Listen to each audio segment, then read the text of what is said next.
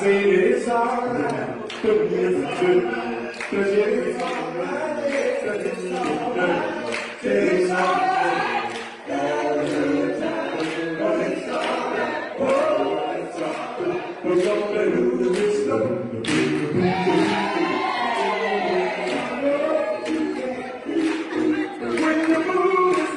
Welcome to Our Stories Matter. I'm Sam Lasalde. And I'm Susie Hess. Our Stories Matter is hosted by Trauma Informed LA and the amazing music by Torrance Brennan Reese, founding member of the music group Street Corner Renaissance. Our Stories Matter at Locals Only acknowledges the Gabrielino and Tongva peoples as the traditional land caretakers of Tovangar, the Los Angeles Basin and Southern Channel Islands. We pay our respects to the Honugvetam, our ancestors, Ahihirom, our elders, and Eohinkem, our relatives and relations past, present, and emerging.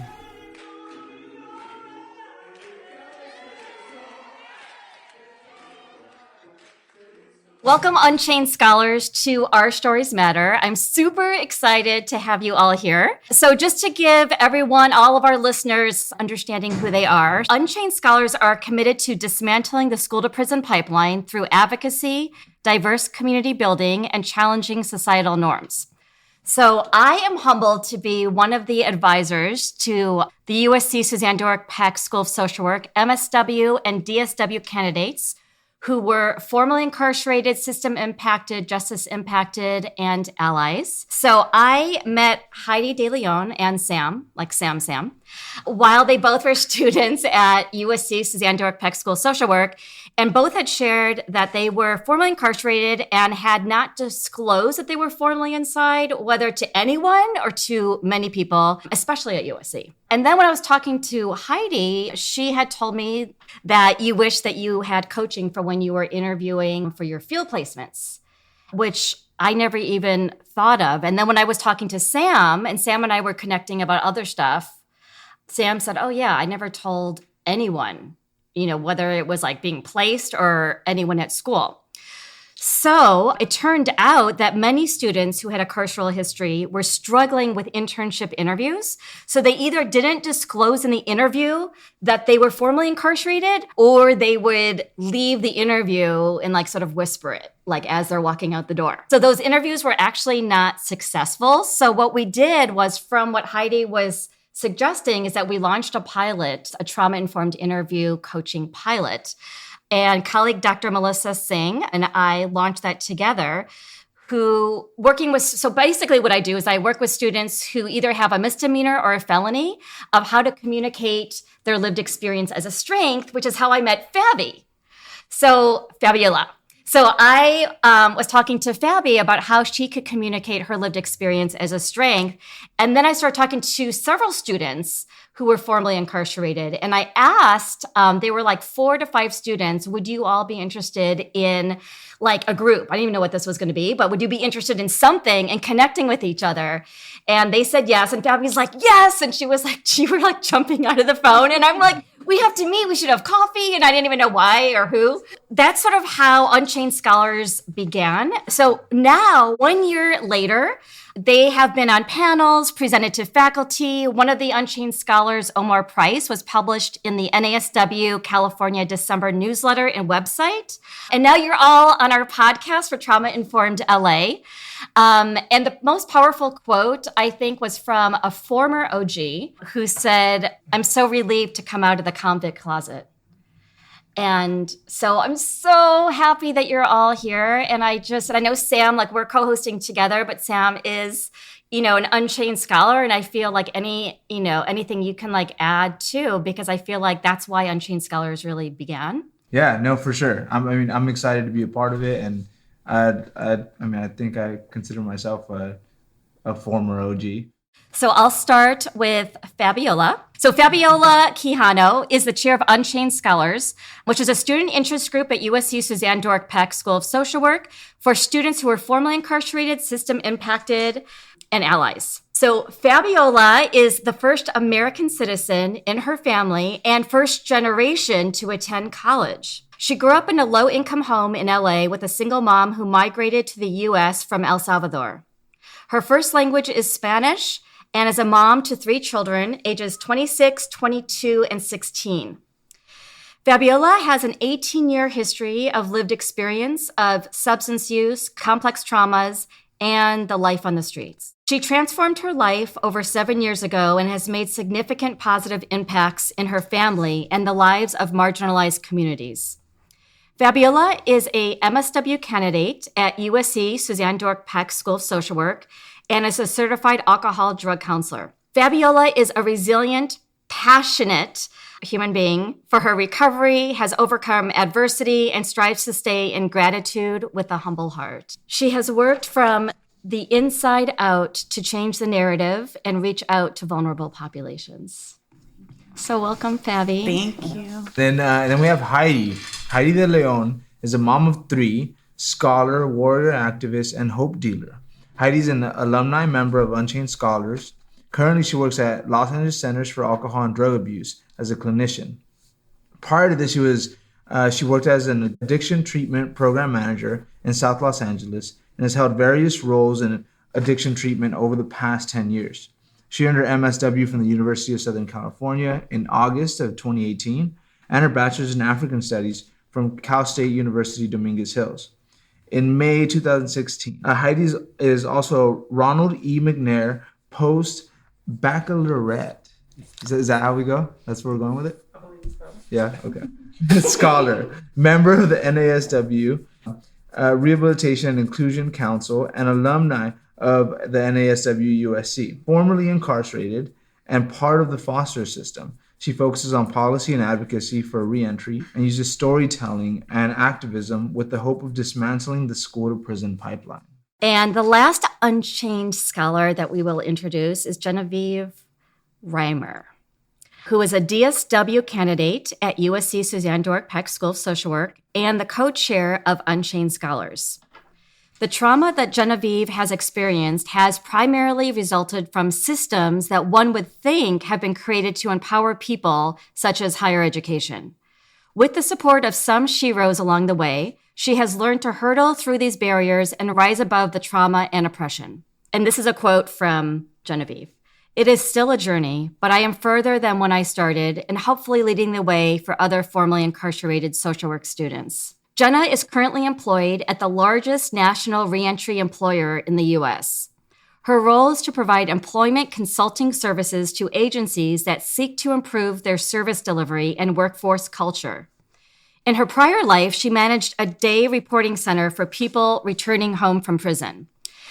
Jenna holds a BSW and an MSW, and soon will be Dr. Reimer in 2020. Yay, a few months. And I think we forgot 2 important facts. And I don't think I said it, so I'll say it boldly. I am formerly incarcerated, and I'm a dog mom. So the first question we wanted to explore with each of you is, what is your why for doing this work?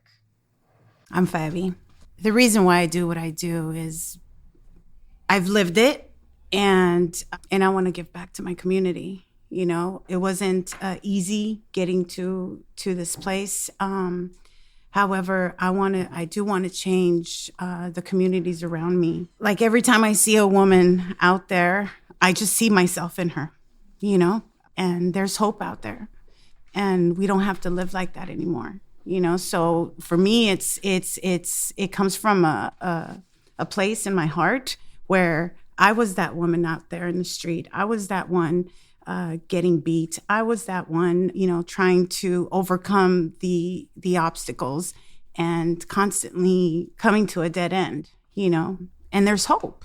There's hope. Like, we got this. We can do this. You know, we don't, against all odds, like, here we stand, you know, and, you know, some are destined for greatness, and some it's more like, if you're determined. And that's where I was, because I was in a place where it's like, I can't, my feet were tired.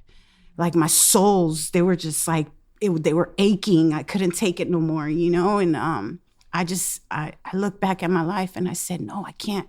I'm 34 years old. There's no way. I got to get out of this.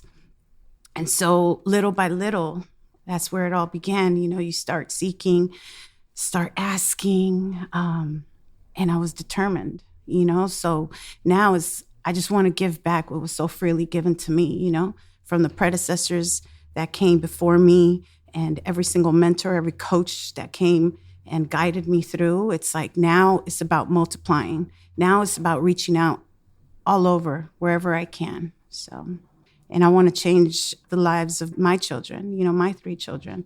They don't have to ever live the life I lived. I mean, my son's, incarcerated right now, my oldest, but I have to stay clean. And this is my living my living amends for my son, Angel, to be able to see that if his mom could do it, he can too. He's going to rise as well. He's not going to, and I believe in him, strongly believe in him. So I got to do this for my kids and for myself and everyone that's struggling out there. Oh my gosh, Fabi, one, I'm so glad he has you as a mom. And 2, you are the Shiro for so many people. 1, listening, and 2, for so many social work students who are now coming out of the convict closet because you all are taking a stand. So I guess I'll go next. This is Jenna. The why for myself doing this work, and I'm going to speak specifically about Unchained Scholars for USC, or just the social work field, specifically with education overall. So I think the why is because when I started out my journey, I'll never forget how much trauma I experienced, like Susie mentioned, from the systems that were made to assist and to empower people. It was always like I was never good enough to be a social worker, and the very people that told me I was never good enough are the social workers themselves. So here we are as a field that seeks to empower marginalized populations, and oftentimes we marginalize people ourselves as social workers.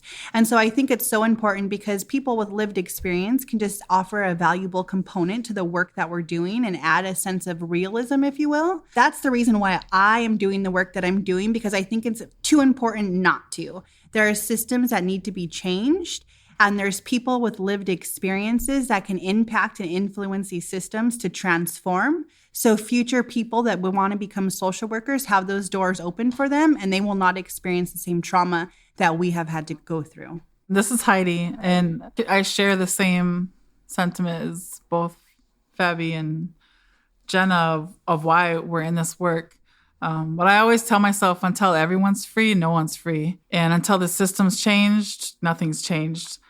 The same thing with the social work. I had social workers snatching me when I was a kid, and growing up telling me, oh, you can't do this and you can't do that, and don't even try that because now you've been to prison and you can't do these things. And I've never been someone who took no lightly. So, which is why I just kept going, and I'm like, I'm going to find another way. So my why goes with until everyone's free, no one's free. And I got to keep doing this work.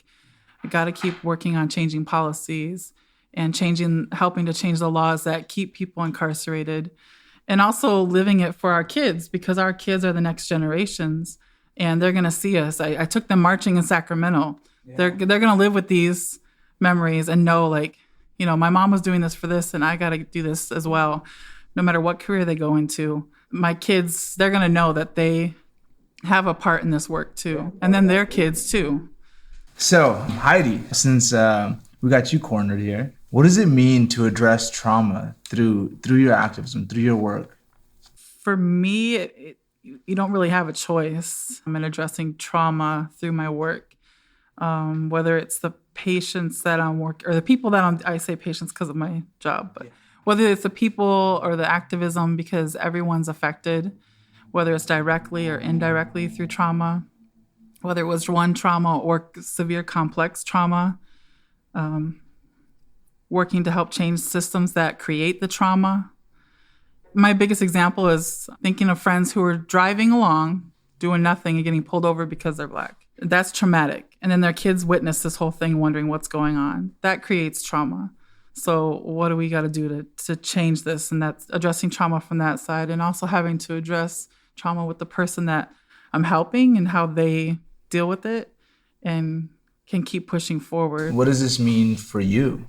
I see it for me, like in the work that I do, that it's a privilege to have this second chance and being able to help others address these different issues, right? This hurt. What does that mean for you to have that privilege, to be out here, to not be incarcerated, right? To be able to address that with your kids. I'm white, So that's a privilege, just having, the white skin, walking around with that. And I know I don't have to deal with certain things as other people do, but I look at my kids are not white.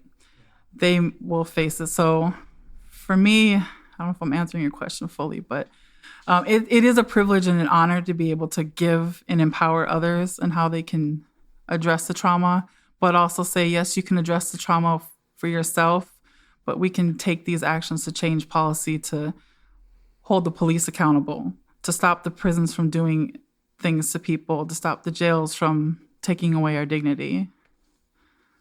Bobby, what does it mean for you? Well, I always go back to the, hitting every single human being. See, I work with women. So like one of my biggest thing is every single woman in our program is worthy. The work that I do is like, that's one of my main things, is to inspire and motivate and just captivate, like just grab, like get every single client that walks in through the doors and let them know that they are worthy, and don't stop telling them that. Even, especially the knuckleheads, you know what I mean? Like those are my favorite. It's the ones that lack that self-esteem, that don't believe in themselves. You know what I mean? Empowering each woman, every single woman, reaching out to agencies and help, having them come in, through our program. And What does that do for you? it lets me know that I've done my job. It lets me know if I reach out to at least one woman out of all the 50 that there are, and one woman gets it, I've done my job. And that's all that matters, because one will multiply. I like what you said about that one, reaching that one, because in my work, I do gang intervention work, and I work with young men, young women, facilitate groups, have like one-on-one meetings with them. And with ones that we start to see successes with, right? Mm-hmm. Changes in their lives, especially the ones that I like really get close to, they always turn around and ask me like, how can I repay you? Like, I'm indebted to you. And my response is always one more, get one more. Yeah. Like do this for one more. Right. Yeah. Like when I get that phone call, that check-in, hi, Miss Fabi, I just want you to know that I'm doing good. Everything's going great. I'm an outpatient right now. I'm going 3 times a week. And after a long day and you hear that voicemail coming from your office and you're like, that's right. That's why we do what we do. That's our why. Yeah, that's our why. So it's so interesting that Fabi said that when she gets those voicemails or those calls from people that are doing well, but I often reflect on those calls that I used to get, or those letters that I used to get from jail for the people that I helped that have now are back in jail, that are doing bad. And I think that activism is a preemptive strike to prevent further trauma from happening, right? Because these people are being reincarcerated and they're experiencing that traumatic experience again, even getting strip searched with, other people, or your lack of ability to make decisions, and your, someone telling you how to act, not only the correctional officers or the police officers, but other people telling you what to do, how to do it, when to do it. You lose your sense of autonomy, and that in itself is traumatic, right? And so I feel like the activism that we do is really just a preemptive strike to prevent future trauma from happening. All 3 of you, and Sam always, are incredibly humble, because also this is what you're doing with Unchained Scholars. Now I get phone calls. Like, I'm getting phone calls from students who are formerly incarcerated. I was never getting calls before the 3 of you like really started this, and obviously with the other Unchained Scholars as well, but really coming out with your faces and your voices and the articles. I mean, this is it. Like, you really are doing it. Someone talked about like the convict closet, and that the trauma that you experience puts you in that closet. Yeah. And then not only does it put you in that closet, but it keeps you in that closet. So there's something freeing about coming together, talking about experiences, and being able to use them as a strength and transform what was once meant to destroy us, if you will, into something that's powerful and productive. Leading with that, How do each of you see this work as political? So even with the podcast, we don't see the podcast as clinical, even though, many of us are or were clinicians, but it's really political work. So how do each of you see this as political work, what you're doing? The more we talk about it, and other people hear, and then they hear, and then they talk about it, if they're hearing about different bills or different things that are going on, then they know that they can take action as well. And I just think about how I always hated politics, to be real. It wasn't until Cut 50 and Anti-Recidivism Coalition asked me to go to Sacramento to speak on SB 394, which is pretrial diversion for parents, primary caregivers. And then I really got to see first, like, this is the type of work that I need to be. Yes, there's the clinical work, but this is also the other work of being vulnerable and sharing my story so that other people don't have to get to where they have to be vulnerable to share their stories, because hopefully they won't have these stories. But going up there and like telling the politicians, if we can change this law, we can change generations. Sometimes it wasn't very great. The politicians didn't want to hear it. They had horror stories that they were sharing back with us of why they shouldn't change laws. And that's when it really became a lot more real for me of why it is political. And the whole system was set up with politics. The Constitution, it's written in there. Slavery is okay as long as they're imprisoned. So we have to keep working. We have to keep working to change laws to stop criminalization and the trauma that it continues to create. So as I was beginning to prepare for this, I started to think about politics.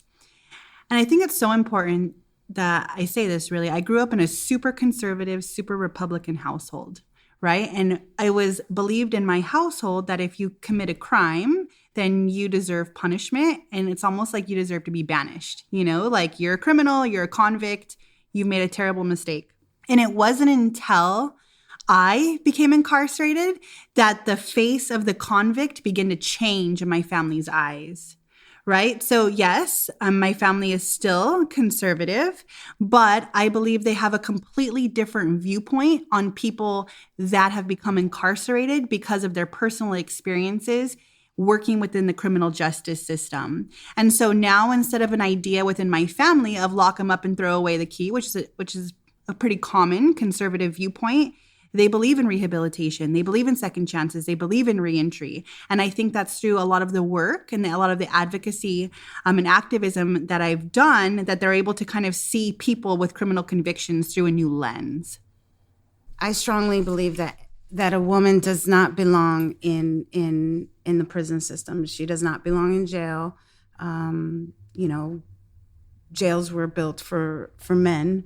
I'm not saying men belong there. I'm not saying that. What I'm saying is just like the rise of, 700% rise right now of women being incarcerated. Like, I strongly do believe that women should be offered that rehabilitation, kind of got to go back with my son, he's in there. He hasn't been sentenced and he's about to have 2 years in, not okay. Not being offered any services, no education while in there, and gonna come out maybe, if so, January 16th, he'll have a court hearing and may or may not get released. Who knows? But if he does, what? You got to go to the probation department and do an orientation, but there's no set plan, So I strongly do believe that rehabilitation is important, and the services that are offered, like therapy, psychotherapy,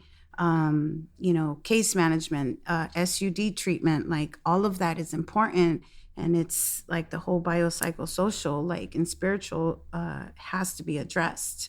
And women being treated, human beings, let's just use the word human beings, human beings being treated with dignity and respect is very, very important. They're not criminals. Okay, there are justice involved. Yes, there's the behaviors and the patterns and whoop-de-whoop, and but that's where we step in. Because each one teach one, right? Because I know, we know each other, we do know each other. We know our moves. We know what we do. We know the manipulation and the, strategies that we do because we're highly intelligent, But with that being said, treating every human being with dignity and respect is very, very important. In addressing trauma, what is this like for you guys in doing this for the patients that you work with, for the clients that you're working with, right? But what's that like for your healing? What's it like for my healing?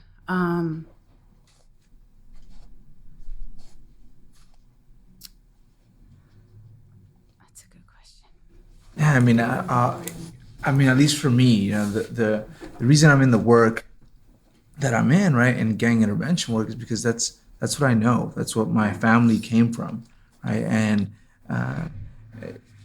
through incarceration, through hospital stays, through violence and drug use, and all of those things, like I've been able to navigate that, right, and get past that, come out the other side. And for me, it's super healing to be able to come back and show everyone, hey, look, here's this map. Mm-hmm. Here's where all the holes are. Here's where there's the traps, and here's a way to get to the other side, mm-hmm. right? And it's empowering for me to be able to do that, mm-hmm. right? To be able to ensure, or at least give someone kind of that plan, for a way out, for a way through change, mm-hmm. right? You're addressing trauma for these women that you're working with. Mm-hmm. What does that do for you? It is gratifying. Every time a woman walks into the program, whether she's a repeat or not, or a new woman, but especially those that are repeats, I look into their eyes and I let them know, welcome home. And we actually have this big wall. It's called the Wall of Worth, at the program. And every woman has stamped it with a message of recovery. And there's this big one that says, you are worthy. Giving them the blueprint is very important. And we do baby steps all the time, even when they're pissed off or angry or shouting. And that right there lets me know there's brokenness. But seeing the transformation in every single woman, like, especially because I currently work at the program where I walked in broken, I walked in there so broken. I didn't believe I didn't even have the voice that I have right now as I'm listening to myself. Like I walked in there with a mean mug, thinking that I was hard, but deep down inside, I was a little broken little girl, with all this fake. It was all false, facade. And little by little. And so every time I see a woman walk in there and, she comes in with all that stuff, all the hardness, it's like, I smile. And I always draw this thing, especially when I sit down one-on-one with a young lady. I do this drawing and I do a circle. And in the middle, I put a little stick figure and we start addressing the little girl inside, And what's the root? What's causing all of this? What's your future going to be like? What do you want to do? And once she starts seeing that on paper, then she can start believing in herself. Especially, I love that saying, she believed she could, so she did. I love that saying, because every single time that a woman just, does one little thing outside of her norm, that's growth. For me, the healing through activism, I'm just happy that there is healing in this, because this activism can be traumatizing. Going back to when I sat talking to people who don't agree with the work and they don't want to change laws and they don't want to see people get out and they don't want second chances, and understanding, looking at them and understanding with compassion of why they think, and what they're thinking, and being compassionate in that part. I'm happy that I've been able to share my story, because for a long time I couldn't share it, because as a woman and as a mother, that's like the worst. You don't do that. You need to stay home and you need to do all these different things and work a job or just stay home and, be pregnant. But that was never my thing. And coming out, being able to find slowly like one mentor at a time. I'm really lucky I started working at LA Centers for Alcohol and Drug Abuse because I worked with a friend who was a former criminal defense lawyer. And I hope he'd be okay with me sharing. But I'm not putting his name out there. But he used to be a criminal defense lawyer. And then now he's helping to run the program because in addiction programs, it's one of the more forgiving places. But I always ran up against the wall with, how am I going to keep moving forward and get an MSW to get my license? Because you can't get a license. The healing really does come when I'm able to, that selfish part of, the self-gratification of sharing and being able to say, like, I've done this. I know my path is different from everyone's. I know my path is different from each person I interact, but there's a path and you can do it and we'll help you get there. Our program will help you, or at Homeboys will help you. I know what worked for me, but let's find out what's going to work for you. And let's help you get there. And I love it. I love it when I'm walking and then I haven't seen, one of the homies or one of the guys for one of the homies for a year or two. And I'm like, hey, what you been doing? He's like, and they start out with, I'm sorry, I just been working. I'm like, don't be sorry. I'm happy you're working and you're, taking care of your family and you're just out there living and you're coming to check in. Whether you come in every 2 years or whatever.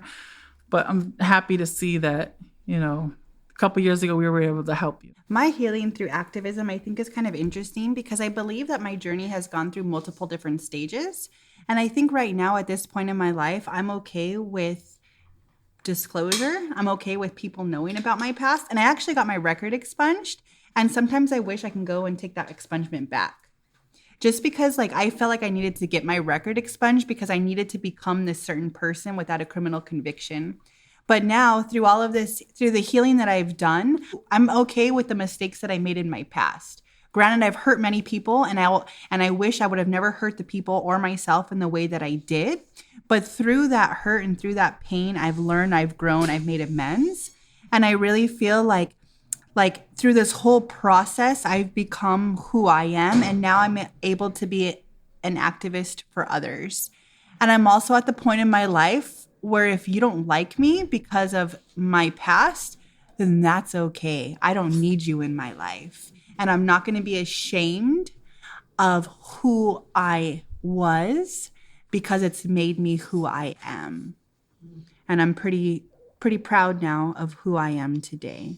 And it hasn't happened coincidentally. It's happened with a lot of sacrifice, dedication, work, and not compromising. And so I think that's really how I have obtained this level of healing. I'm still working on it, believe me. I'm still working on it, but I feel like I'm a lot further off than where I began. I'm with you on that, Jenna. This doesn't come easy. This healing process, it's not just oh, here's your certificate of completion. It's not. It's You that's completed a 12-week course. Yeah. Congratulations. You're healed No. It's definitely a lifetime. It's forever. It's continuous healing. I'm 7.5 years clean, so that early recovery for me was all that stuff that I said that I was going to take to the grave. Well, guess what? All that's not in the grave anymore. It's, you know what I mean? It's out there. I want to comment on that. And this actually reminds me of a conversation that you and I and a colleague of mine had the other day, Susie. Oftentimes, we may ask people to share their story with others as professionals, right? So we're like, here, we have this meeting with probation. Come and they're only 1 month out, right? Come and share your story of success. But I think it's so important that as professionals that understand trauma, that we take a deeper look into what we're asking that person to do. I mean, I've been home now for what? Let's see, where are we, 2020? So I've been home since 2006 or 7. I'm terrible at math, that's why I'm a social worker. And I still feel like I'm unpacking layers of trauma, right? And so here, at least myself in my early stages of my career, I would often ask people to go and talk about themselves, but really it was self-serving because I wanted them to talk about the success and the impact of my program on them. And so here I am asking them to go and to present about this traumatic experience that they've just encountered, right? For basically for some self-gratification or for my program's gratification. So just to throw that out there, I think it's so important that we really take a deeper look, or we take a couple of seconds to think about what we're asking someone to talk about. And then even further, take a second look to think if they're ready for it. I love that you brought that up. In our very first episode, Alexis Rohn talked about healing before storytelling. And obviously there's no such thing as we're healed, like the 12-week course. However, to be in your healing vortex, I think is what I was saying in the phone call, versus your trauma vortex before you tell your story. Because one, we don't want to re-traumatize the person telling the story or the listeners. And so that's why our podcast is focused on like healing-centered engagement, because we didn't want the trauma story to be the focus. We wanted the healing journeys to be the focus. And what another piece is what you're all doing and what we're hoping from this podcast as well is community healing. And Monique Morris, I love her quote that I wrote down: healing happens in community, not in isolation. And the intention of the podcast is hearing how you're all like healing, how you're just going through it. So I'm curious from each of you, how do you see this as community healing? And, for me, like just personally, talk therapy didn't work personally for me. Activism worked for me. My history is intimate partner violence, and I worked in the field for like 18 years, and that was my purpose. I thought, well, this was my why. This is why I went through all of that to be where I am today.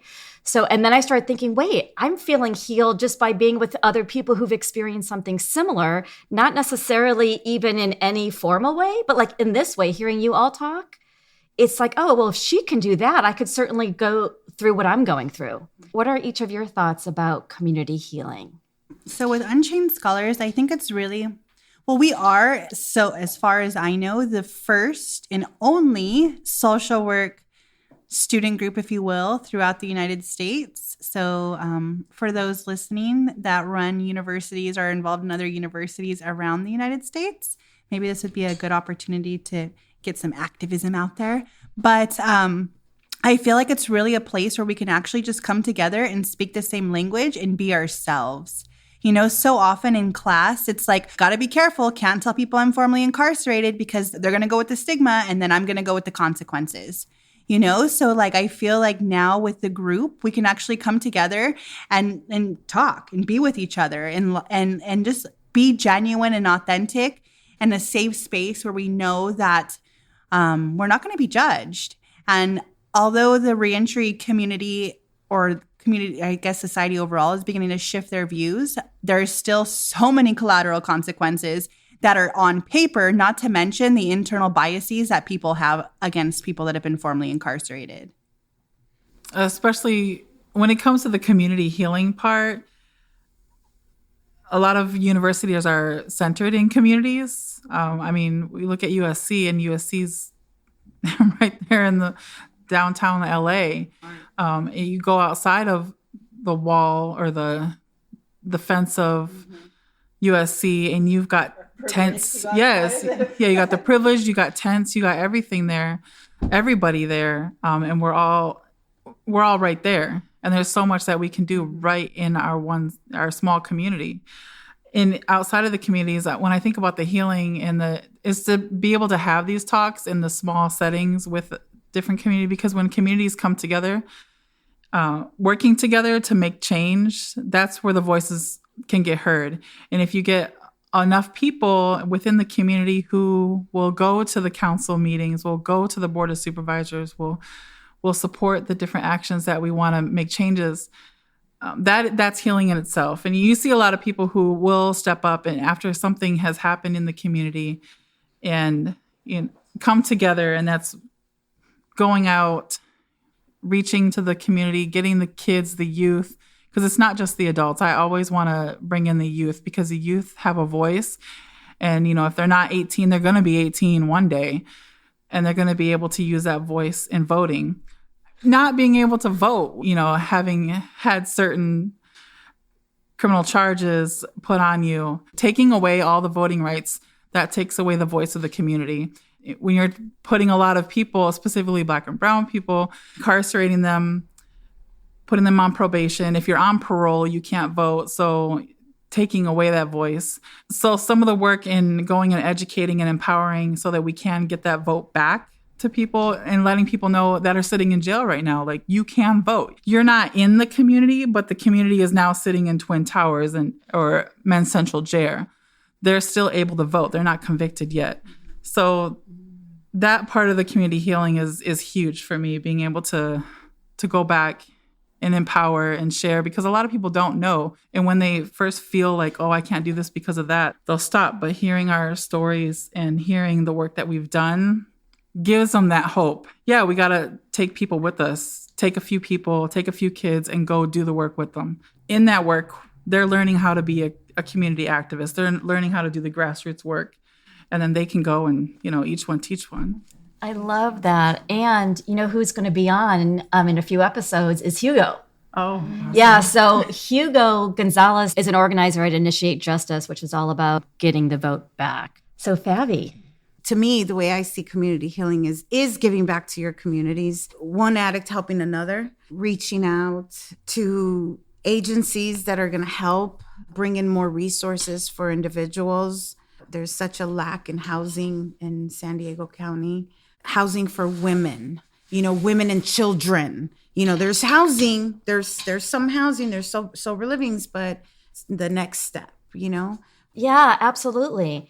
And, I think all of this is community healing. Right. Hearing what every time all of you speak, I'm feeling my own, emotions of my own journey. And I'm wondering, which is where we were sort of going to, if listeners wanted right now to get, whether it's to support Unchained Scholars, to get involved with the vote, how can people get involved? What could they do? I mean, anything at all that you guys can suggest if they want to get a hold of you regarding Unchained Scholars and how they can get involved? unchainedscholars.usc@gmail.com. Well, I would say the Time Done movement, if you want to get on that, just go look up #TimeDone or text Time Done to 73245. Again, that's 73245. Just text Time Done. It's a national movement to remove the 48,000 barriers, collateral consequences that face families and people who've been incarcerated. Another one, I post a lot on my Instagram, which is at felon2, the number 2, PhD. So you can follow anything that's on there. Look up hashtags like end mass incarceration as well and get involved. If there's something local like Anti-Recidivism Coalition, if you've been incarcerated, you can go there and become a member. I'm a member there. If you want to look up Initiate Justice, they're another one, the Community Coalition. If you're a social worker, you believe in the dignity and worth of a person, and you believe in equality for all. And if you have some sort of bias that is preventing or prohibiting a fellow social worker with a criminal conviction from either working at your agency or you supervising them or whatever it may be, I strongly urge you to check your practices. And then not only that, but if you work for an agency that has these barriers in place and they call themselves a social service agency that's comprised of social workers, I would also take a step back and look at where I'm working. It takes boldness and it takes bravery to say the hiring practices that you have are wrong. And as a social worker that believes in second chances, I believe in providing opportunities for formerly incarcerated social workers. Encourage them through boldness to take a look at their practices. I feel so grateful that we've met and so appreciate you for, just your inspiration and really being sheroes for so many people who are listening. As are you to us. Who would have, I like to talk about how you didn't have any experience or history working with formerly incarcerated people. And now I consider you an expert. And I don't say that lightly. I'm pretty tough. I'm a pretty tough critic, especially when it comes to people that are serving this population. And so I feel like, here you were just a few years ago, never with any expertise, if you will, helping formerly incarcerated people. And now it feels like it's your heartbeat. So on behalf of us, thank you so much. The impact and the footprints that you'll leave on our heart, you'll never know. So thank you. What you've done for Unchained Scholars and for me, you gave me that boost. You motivated me. You empowered me to believe just a little bit more, you know what I mean? And guided me through that interview, that I was so afraid of. And you're just you're like an angel. You truly, truly are. And we appreciate you. I appreciate you. Thank you. Our Stories Matter is brought to you by Trauma Informed LA, whose mission is to foster resilient communities that promote healing and well-being through collaboration, education, and community engagement. Check us out on Facebook and Instagram at Trauma Informed LA and our website, traumainformedla.org. Please give us 5 stars on iTunes so more folks can have access, and donate to traumainformedla.org so we can keep recording and healing through our storytelling episodes. Now this is you, the little